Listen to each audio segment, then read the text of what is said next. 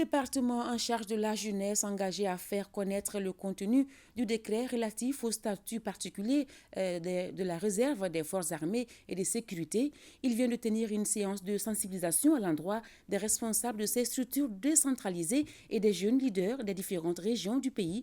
Étaient associés à cette séance d'appropriation le ministère de la Défense et des Anciens Combattants et celui en charge de la fonction publique, Fousseni Tunkara. La deuxième réserve qu'on peut identifier, ça c'est la réserve opérationnelle. Le directeur des ressources humaines de l'armée est en pleine séance d'explication du contenu du décret relatif au statut particulier de la réserve des forces armées et de sécurité. Cette séance d'appropriation est entreprise par le département en charge de la jeunesse et de la construction citoyenne. Aujourd'hui, tout le monde doit être dans une disposition. Et c'est ce que le décret demande. C'est que les forces vives de la nation soient dans une disposition pour comprendre qu'à n'importe quel moment, il se pourrait qu'on soit mobilisé pour défendre notre pays. Et nous sommes très, très, très heureux. Parce que je pense que c'est un bon début.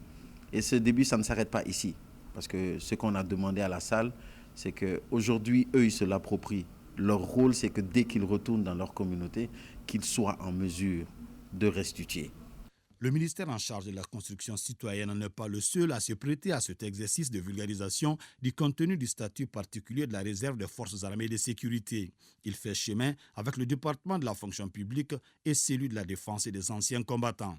Cette rencontre nous a donné l'opportunité d'expliquer de fond en comble comment doit se faire la réserve au Mali et quels sont les types de réserves qui existent et dans quelle mesure un citoyen peut être considéré comme réserviste et dans quelle situation un réserviste peut être mobilisé. Je dirais tout simplement au peuple malien que ce document, c'est un document cadre et que tout le monde doit faire sien.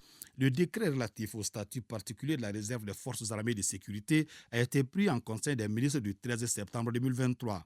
Une disposition dont le but est d'apporter un concours aux forces de défense et de sécurité et contribuer à raffermir les relations armées-nation.